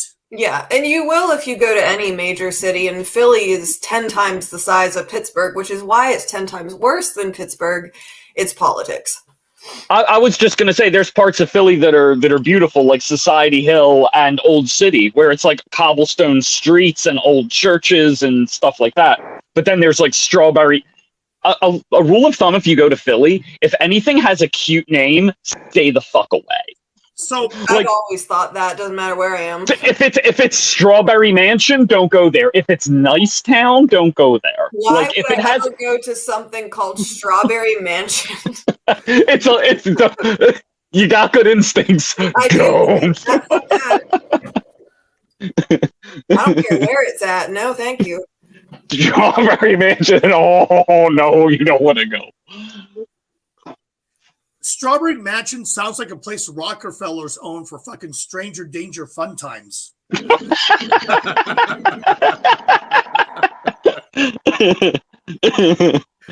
was thinking that. But I remember the one I can only describe it because my first time Philadelphia actually stranger danger. So when you go to Coast Guard boot camp, you fly into Philadelphia and you at the airport. And they have the OSU area where you stay at until the buses come to take you to Cape May, New Jersey, to the Coast Guard boot camp. But many years later, I went to Philadelphia a couple times again for training and stuff. And where they kept us, the Coast Guard actually rented out rooms in a hotel. All I remember, it was just down by the waterfront, and there was this big fucking bridge, and everything was kind of like these like fancy shops and shit. But we actually had to go in through like this other part of town that was just fucking wild. I can't remember the names of the streets or anything because this is a long time ago. I know exactly where you're talking about. Yeah, Philly's very much a city where like you go 2 blocks over and more or less you're in a completely different city. And it's like that everywhere. Yeah. We all agree with this, Corey. Yeah, I agree. Yeah, Corey, yep, absolutely agree.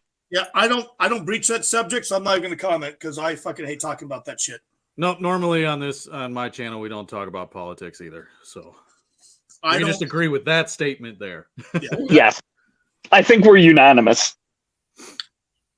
All right, have you ever been to the Twin Cities here in Minnesota? Only passing through while traveling from West Coast to East Coast and vice versa. But actually, like down to explore around, no. Yep. Only passing through. Minneapolis and St. Paul are like the asshole of the Midwest.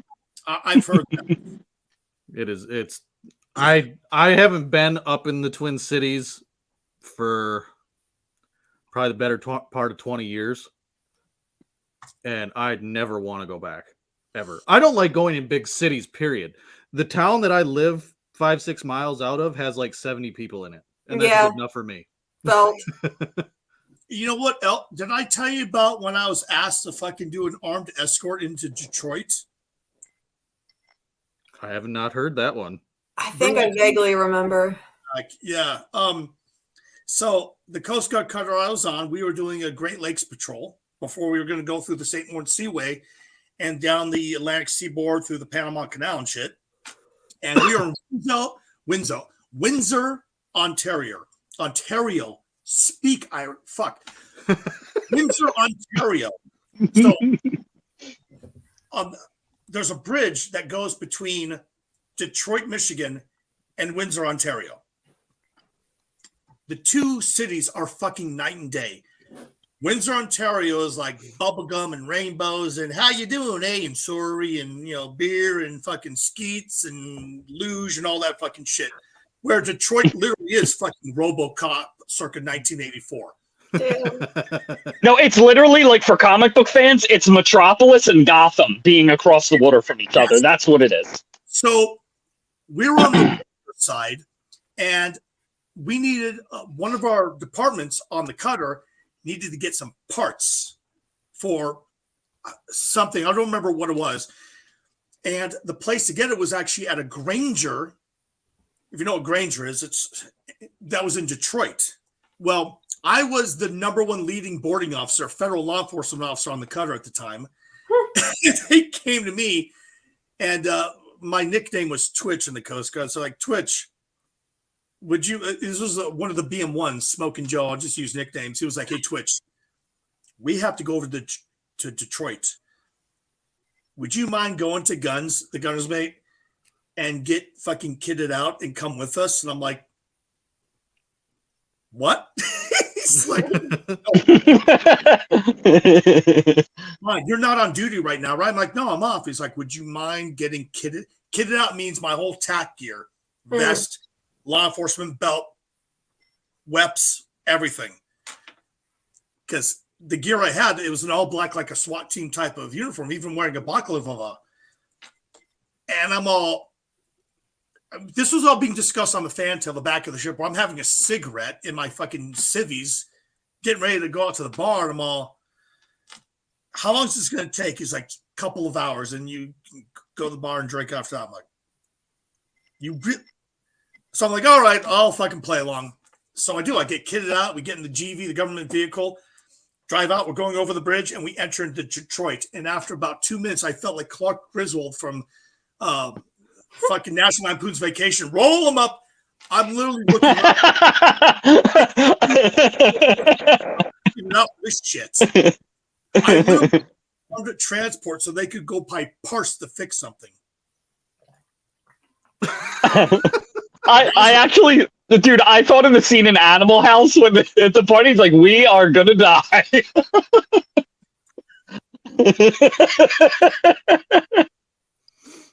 Oh shit. The shit. That is wild. That is wild. That's back to what Jessica was saying about her mom. She was definitely an MP in the Coast Guard in the 80s, stationed on Kodak in Alaska. She has all her papers. Okay, I know what she's talking about. It was a different type of rate, but yeah, I know what she's talking about, because in the mid to late 80s, some of the rates changed names. So yeah, okay, I know what you're talking about now, Jessica. Oh, of course, Jessica. She's the sweetest human, I'm telling you. It's all good. Jessica is the sweetest person. Jessica's awesome. Even during my Coast Guard career, some of the rates, your job, your MOS is known, the others changed. Shit. Coast Guard is always evolving shit. So I know what she's talking about. That was an old rate that's not in existence anymore with the Coast Guard. It hasn't been in existence since the late 80s. That's awesome, though, Jessica. So, yeah, I know what she's talking about. It took a moment there to click. But yeah, You're good. No problem. there haven't been that specific rate of MP in the Coast Guard hasn't existed for a very long time. Like 40 years. Fuck. Something like that. 35 years, some shit like that. Longer than I've been alive. Gee, thanks for making me feel old.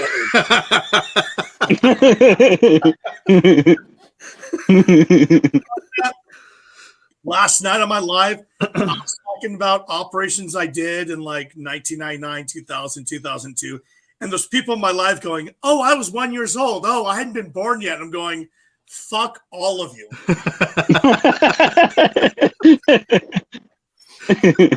Oh, I graduated in 6, and one friend in there was like, oh, I was a year old. I'm all.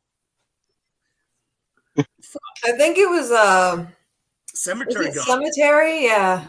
I think so. Yeah. Yeah, it's wild to think.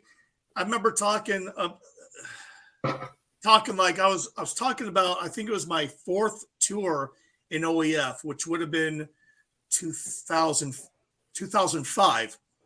And Cemetery said that she was like 11 years old. Mm-hmm. You're seasoned. Yes, that's a good way to put it. Jeez, let's not fucking mince words. I'm that fucking Sicilian cheese with the worms in it that they age. They've been making for like 2,000 years. That the Spartans literally ate. Yeah. Oh shit, I forget. I'm Sicilian worm cheese, or whatever the fuck it's called. Yeah, it's a real thing. Yeah, it is. Yeah. That's the cheese that the Spartans actually ate. So it's over 2,000. It's like 2,500-year-old cheese or whatever. Yeah, I know what you're talking about. The word's escaping me right now, but yeah, there's like there's an option of maggots. Yeah, wow. It's so great. That's how kind of the Sicilians that you have. It's almost like between Coke and Diet Coke. You can have maggot or diet maggot. Yeah, and the way people eat this cheese, you like eat it with your hand over the top so the maggots can't jump out. It's true. Oh, so you're supposed to eat the maggot itself too. Some people do, some people don't, but they're in the cheese. Yes. That's like the whole process. It's like the Sicilians said, "Fuck Swiss cheese. We don't need the carbonate. We'll just have maggots make the holes." We'll get some extra protein. Yeah. Yeah. Yummy.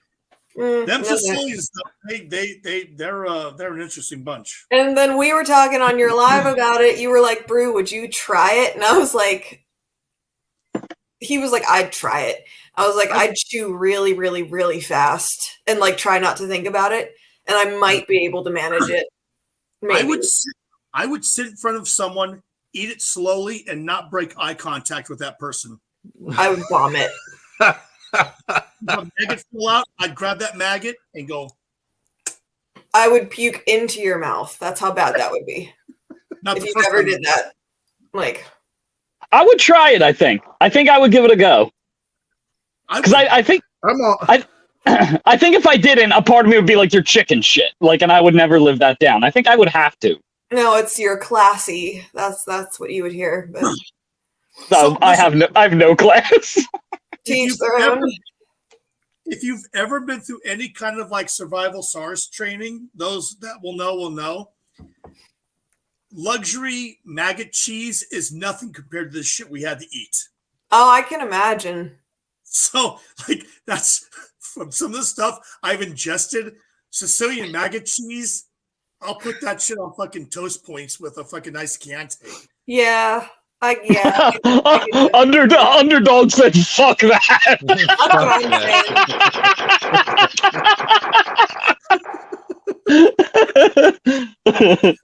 Thank you, Underdog. I'm so glad to know I'm not the only cultured person in the line. I'd give it a go. I think I'd have to know.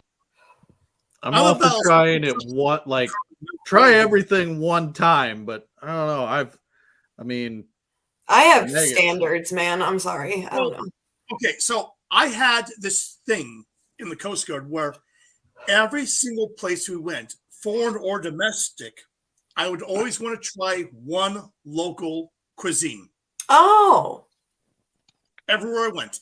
Now that includes even stateside, because as you know, each state they have like that one or two like dish that's kind of like akin to that state. Mm-hmm. Yeah. Mm-hmm. Like even when I went to Philly, I wanted the traditional Philly cheesesteak, the one with the For Swiss, sure. the cheese whiz, Yeah, yeah. which that's actually what people that don't know the provolone thing. That's not the traditional. The original cheesesteak had the fucking cheese in the can shit. Yeah, it's like whiz and fried onions and Right. Yes. But so like when I first went to Puerto Rico, I had bird tree, the point. basically fucking iguana on a stick. Other places I went to, I actually had fish eyeball soup, duck feet soup. I've eaten some fucking shit. See, I would eat all of that.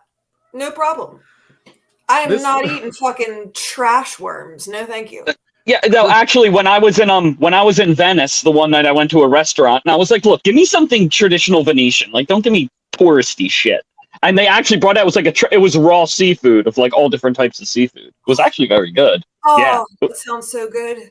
It was delicious. It was like, you know, a little salt and a little lemon on the side, and it was like a whole charcuterie tray of all different types of raw seafood. It was fantastic. I've actually had deep fried scorpions.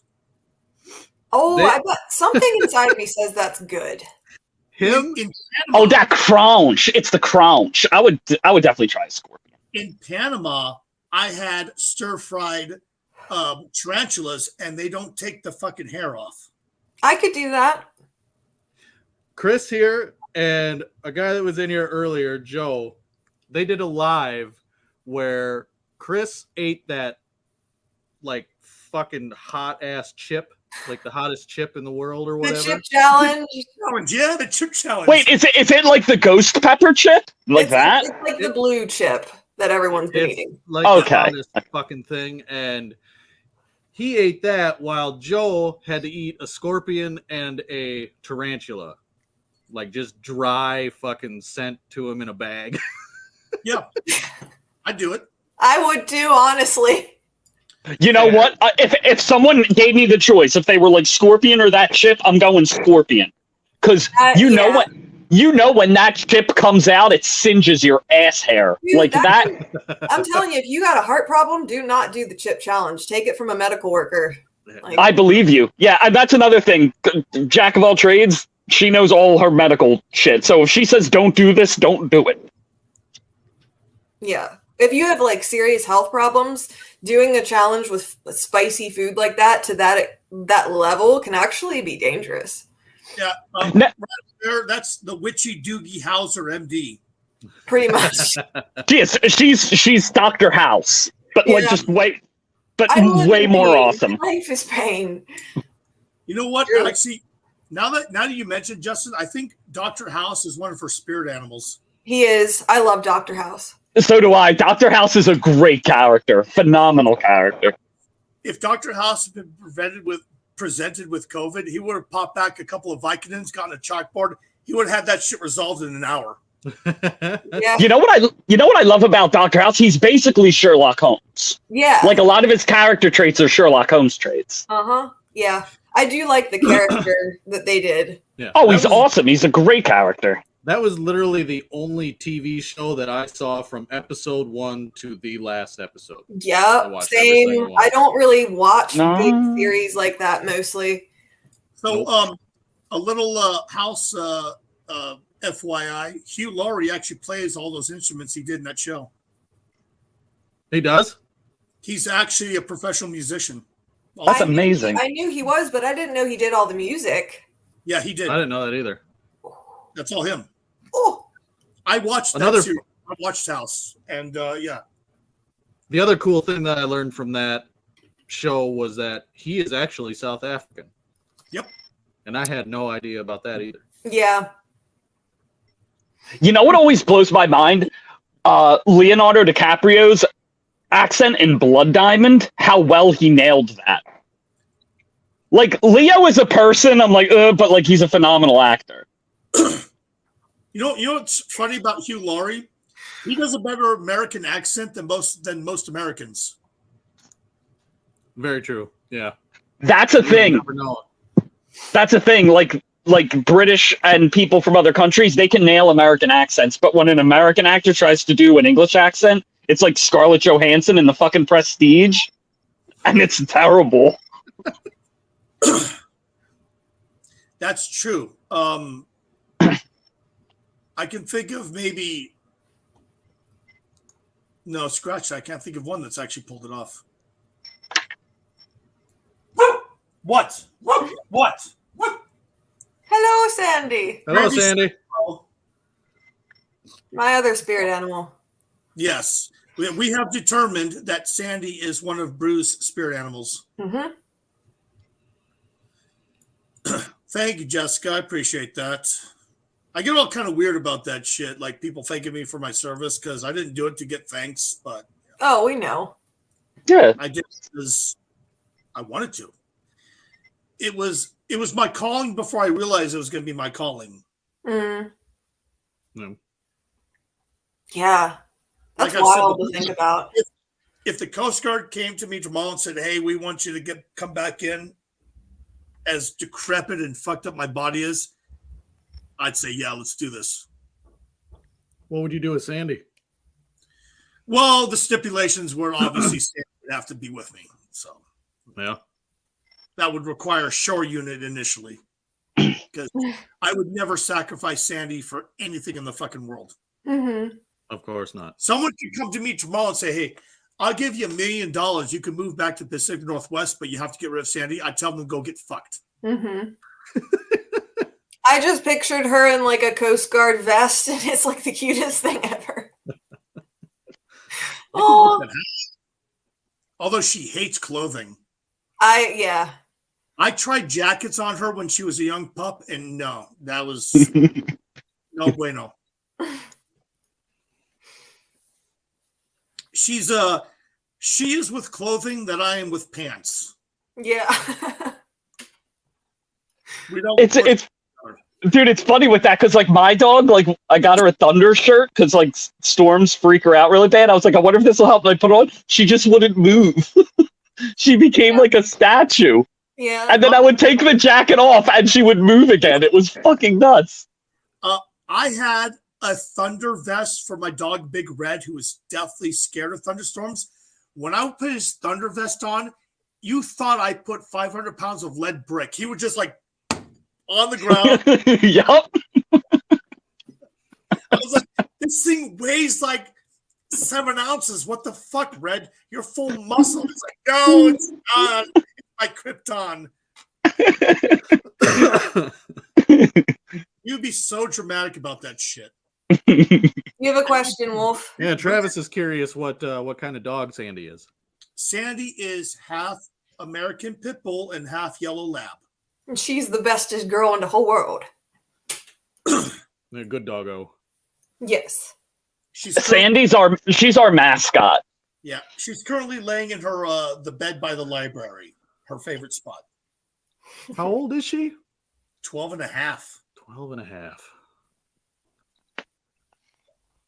She'll be 13. She'll be 13 in October. Mm. Yeah, the dog that my wife got my daughter, he was supposed to be like a lab or a golden retriever.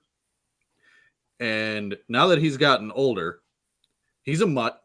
Mm. He's as big as a lab, but he looks like a terrier. Mm. Interesting. Okay. Yes, he's got the old man face. His hair is super fucking long. You have You to know how send me a terriers- picture of him. I'll take a picture and send you. But yeah, he's got like the beard like a terrier does. Ooh. I'd like to see this too, actually. If you want to send me a picture, I'd like to see him too. That reminds me of my grandfather's dog, the one I've told you about, Brew, Angus. Yeah. Hated every single person on the planet except for my grandfather and I. Mm-hmm. That dog is basically me now. Yeah, pretty much. Where I pretty much hate everyone except for the select few that I let you know I don't hate. Angus was half American Pit Bull and half standard poodle. Meaning he had the shape of a pit bull, but he had the fucking poodle hair. Ugly as fuck. But he only liked my grandfather and I. Everybody else could fuck off. Fuck you, Ken. Wolf, have you ever seen those pit bulls that are like mini? They're like bulldog and pit, and they're basically like tiny little pits, but they have like those big shoulders. Yep. They're so funny looking. A close friend of mine in Florida actually has a blue nose pit with dwarfism. Yeah. Their head is the same size. That Their dog, body is like small. that dog looks like the Oscar Mayer Wiener truck. And Yeah, but they're like muscular and shit. They're so funny. Like this long, built like a barrel, and it's like the fucking I don't even know how to describe it. It looks like a goddamn like a one wind-up toy thing where its legs are like these little tiny fucking things. Like it goes really fast, but it doesn't move. The legs are going fast. Oh, have a good night, Peaceful. Good night, Peaceful. Thank you for stopping in. Thank you, Peaceful. And the dog's name is Stubbs. Yeah. Stubbs. Oh, wow. An old English bulldog. I love English bulldogs. I love them. If I were to have an inside dog, like a house dog, that would be the type of dog that I want, is an old English bulldog. I could totally see you having a bulldog. You know that's Gordon Ramsay's dog. Dog. Yeah. God's bless Gordon Ramsay. But yeah, the entire time I've been with my wife, she always wanted to have a dog, but we lived in small apartments or a tiny house in town, and I grew up on a farm, and it was, if we had a dog, it had to be outside and have its roam. Yep. And to me, it was they need to be a lab. I grew up with labs. We're going to have a lab. Well, 14 years later, she was still arguing with me about getting a dog, and then our daughter came along, and she's like, so about that dog that we were supposed to have before the kid. I don't blame her. I'm sorry. Yeah, and she snuck her way around it by saying Grandma and Grandpa got her a dog.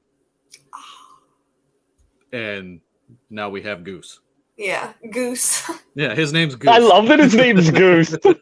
Oh, yeah. I mean, that's how it was like in my hell of a childhood. We did have dogs. And the similar mindset, like dogs are not people, they're outside animals, you know, you interact when you feed, walk, or pet them, that's it, you know. And then after I escaped and moved out, I got into animal welfare. And I worked with animals for like, 5 years. And that's when it really opened my eyes to the reality of having a domestic pet like a dog. Like, there's so much knowledge that goes into it that being raised otherwise, you would never know, you know? Yeah, I mean, like... Hell no, Chris. Certain people I grew up with, Brew, were like that as far as dogs. They were more of like an object that once in a while you would give. But I told you, my grandfather was a veterinarian that owned and operated a veterinarian clinic in Southern California. Yeah. Help that, and I did the emergency calls with them and shit. And he had a completely different outlook. Like dogs were any animal was to him equal to a human. Mm-hmm. So I grew up learning that mindset that animals are no different as far as treatment as a human. That's amazing. But I also learned that humans are kind of fucking crap and animals are better, and you know that. Anyways, very right on that part. So the dog I grew up, the family dog I grew up with, Amy was her name. The original idea was that Amy was supposed to be the parental unit's dog. Amy did not like them at all. Of course not. Amy would literally fucking claw at my door every night to come in the first few months. And eventually Amy became my dog. This is when I'm 12, 13 years old. And Amy was lab, collie, and husky. Wow. Very interesting mix. Yeah. Had the husky curly tail. Ooh, I bet she was pretty. Oh, yeah. And Amy wouldn't listen to a single fucking person except me. Which Not surprised. it enraged the parental units. They fucking hated that fact. Well, and now that I'm like, Get rid of Amy, but my grandma said no. So that's awesome. So what, he took her? no, I kept her, but Mm. then the Coast Guard happened, and that's when the story didn't end well because I was actually overseas serving when Amy passed on. Yeah. These fucks didn't even tell me. Mm. Yeah. Now that I think about it, like, I don't know about your childhood, Beard, obviously, but mine, I think the reality of my childhood had a lot to do with my realization of animals and connections with animals and things like that. Because, I mean, I couldn't even have an opinion about simple things, you know? So creating my own perspective of things like that was not priority. You know, my brain was in a very bad place. So dogs were at the bottom of the list at the time.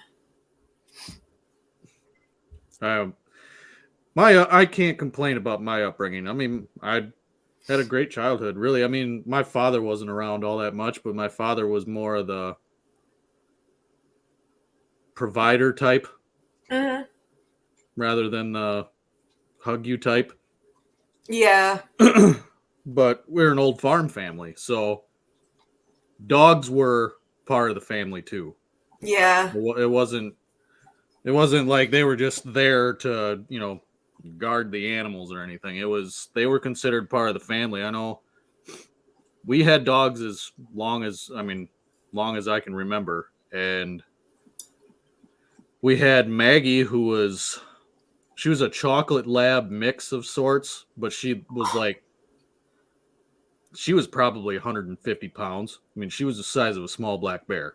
Oh my gosh. Yeah, she was That's huge. for a lab. And we had her for 13 years. She was a great dog. I mean, there was no other animal aside from a few farm cats that was allowed on the premises whatsoever. And my brother ended up getting a golden lab, and he named her Mickey. And she was such a pussy. There was one specific time that was so fucking funny that there was a woodchuck that was in our tree line that went around the property line, and my mom was working in the garden that was out close to it, and Mickey was just having a shit fit, barking up a storm, freaking out, blah blah blah. My mom saw that it was a woodchuck that was in the tree line, but Mickey wouldn't go after it. Well, Megs comes trotting over. No, what are you barking at? What's in there? She catches one glimpse of it, and you wouldn't think that this huge ass dog could move that fast. She went in, grabbed a hold of that fucker, and ripped it apart, drug it out, and looked at Mickey like, "The fuck's the problem?" And walked off with it. Just You said it was a golden retriever? Golden Lab Retriever mix is what she was. I was gonna say, because retrievers can be pussies. She was a pussy, and yeah. Yeah.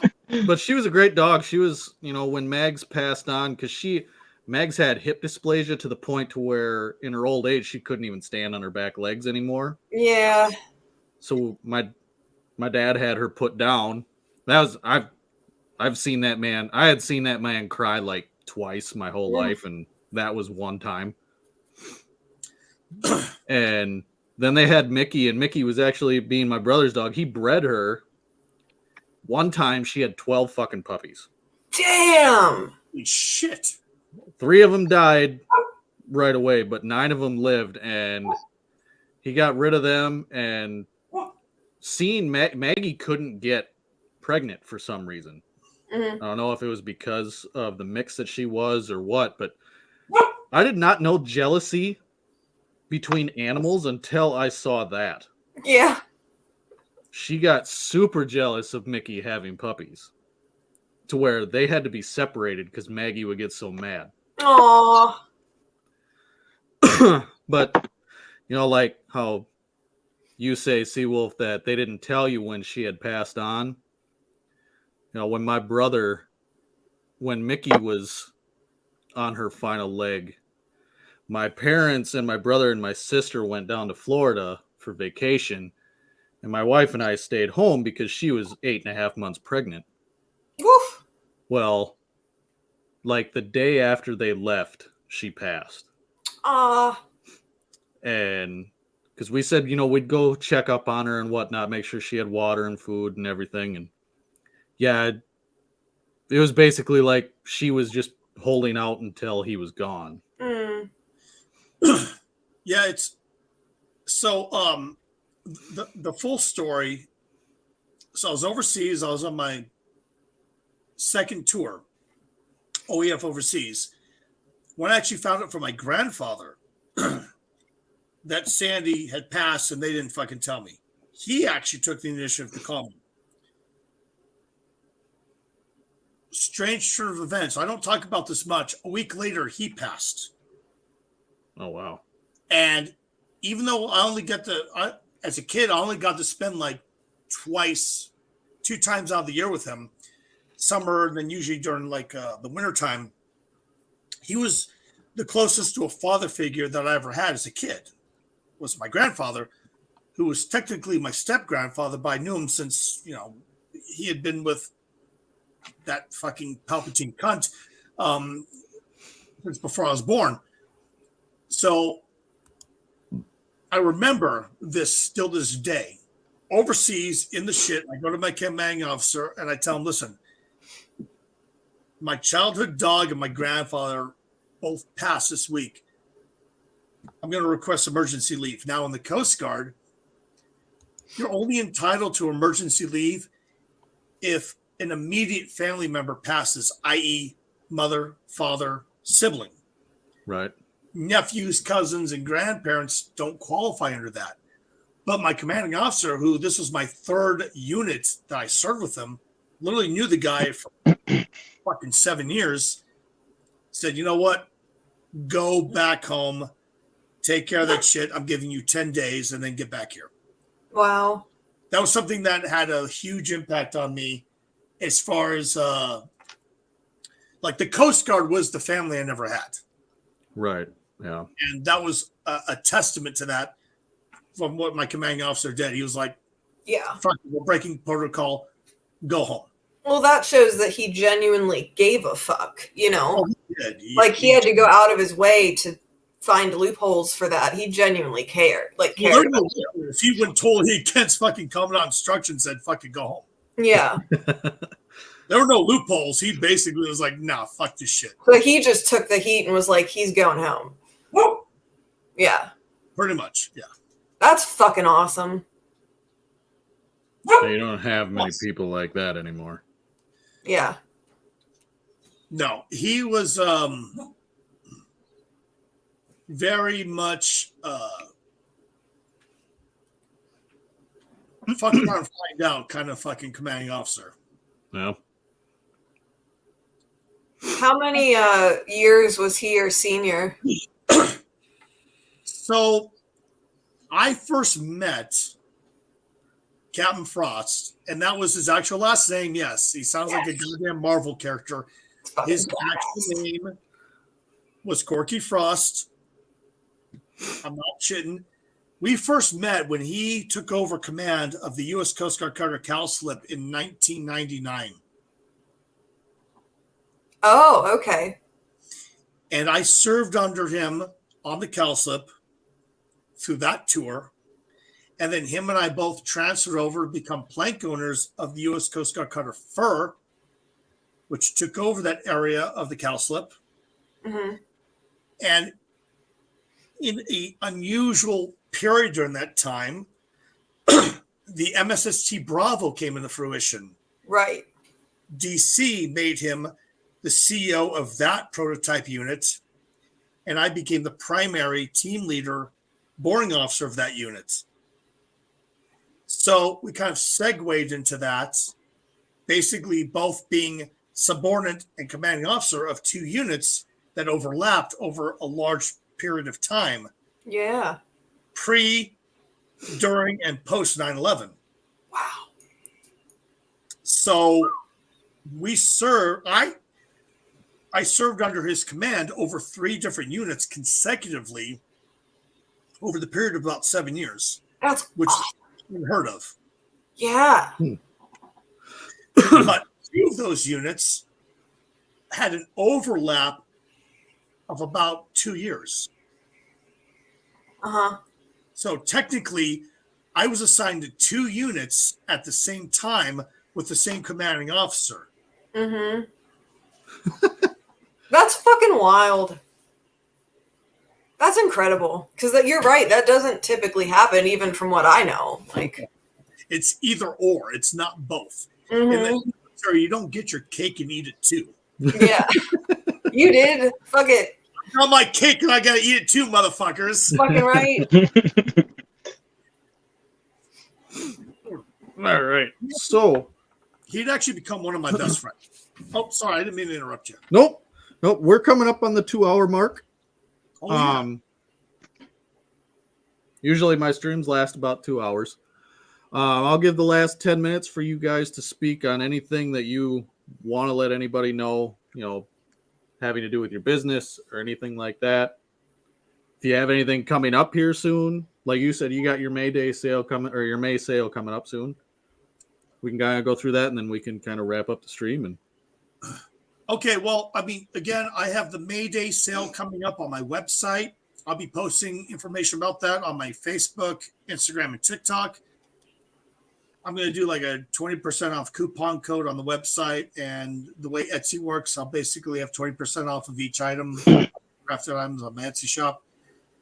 I got a lot of other cool shit coming up, but you'll just have to wait and see. Other than that, just stick around for the fucking shipwreck bullshit that I fucking produce on a daily basis.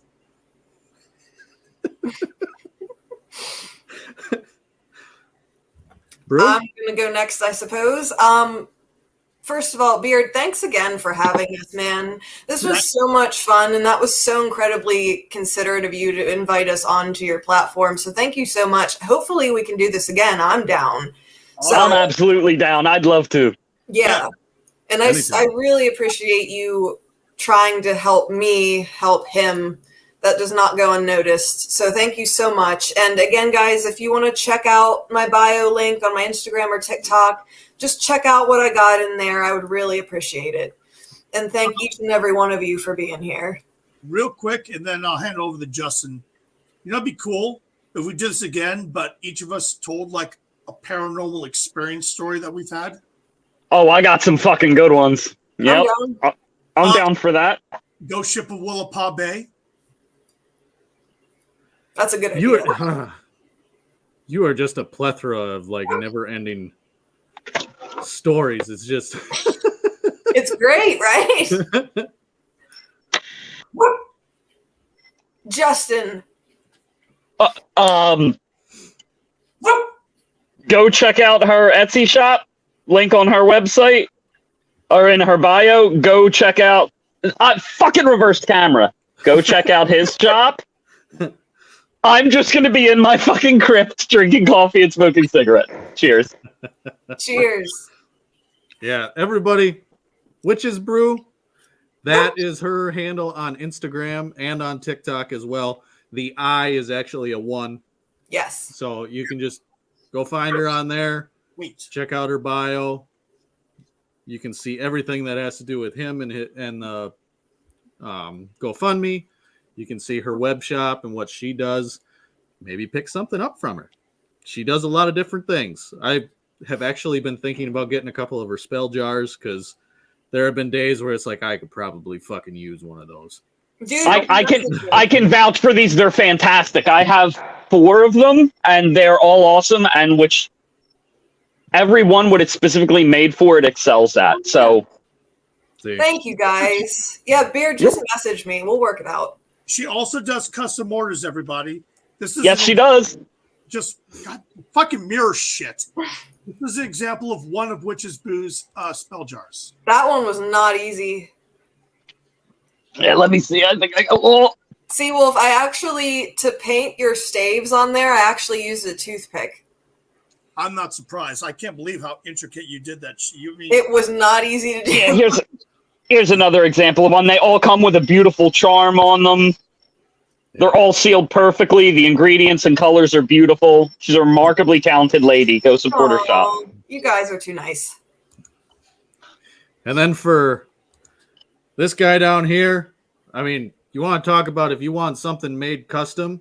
Yeah. Whatever fathomable shit you can think of, he'll figure it out. Yeah, he will. I have so much, and it's still not enough. Doc Brown from Back to the Future is one of my spirit animals. I just come up with crazy fucking bullshit. Yeah. Also, he has fucking awesome clothing stuff on his website of custom Galders he's done. Yep. And everything like, hoodies, t-shirts, sweatshirts, and all the stuff he uses clothing wise, like the rest of his crafts, incredible quality. His t-shirts are super soft. They fit perfect. Brilliant. It's not that Hanes fabric that could stop a fucking knife. It's actually comfortable. It's fantastic. It's the what's it called? Justin, the Bella Bella Canvas. Yeah. Bella Canvas is the name of the clothing brand, and they actually their t-shirt quality is fantastic. I have 6 t-shirts, I think, from him. Everyone fits the same. They're all soft. It's not that t-shirt material that feels like you're getting fucked by a Wookiee. It's like it's heavenly. In case you guys needed you're not getting raw dogged by Chewbacca when you buy from Ulfsvaettrcraftsman. And with that closing statement. And with that. Now tell me I'm having fucking midday terrors of my fucking ex-mother-in-law.